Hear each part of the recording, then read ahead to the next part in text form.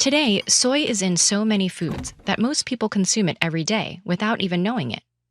So, what makes soybeans so versatile? Soybeans have been cultivated in Asia as early as 5,500 years ago, but since then, they've spread across the globe.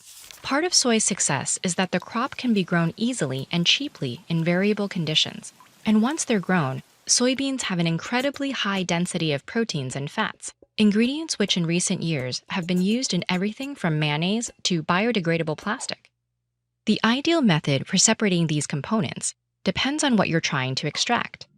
To isolate soy proteins, dehulled beans are sometimes pressed through rollers to create thin flakes, and then steeped in water to draw out the proteins.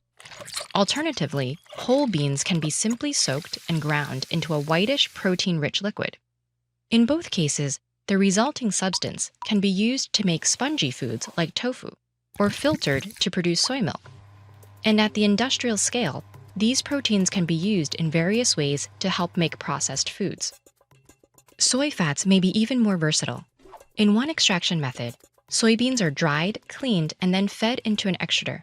This machine simultaneously heats and presses the beans, producing a liquid containing soy oil and other fatty components. By adding water and spinning the mixture, components are separated into two parts: refined soy oil for things like salad dressing, and a substance called lecithin.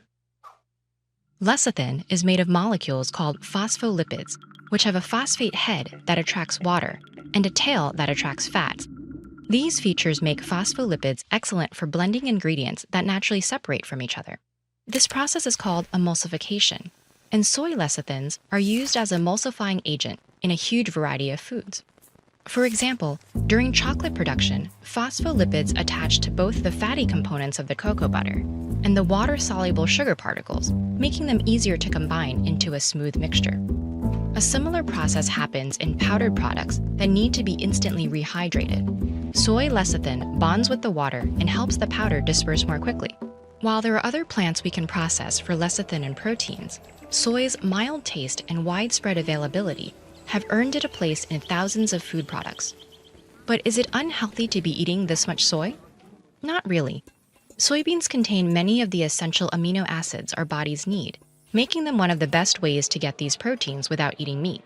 And the bean's fat content is largely made up of so-called good fats, poly and mono unsaturated fatty acids, which can decrease cholesterol and reduce the risk of heart disease.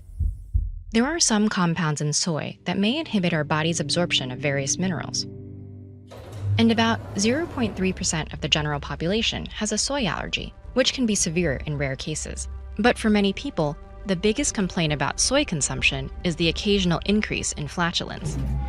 Outside our bodies, however, soy is much more worrying. To accommodate the soy farms needed for heavy industry, processed foods, and livestock feed, huge swaths of land have been deforested.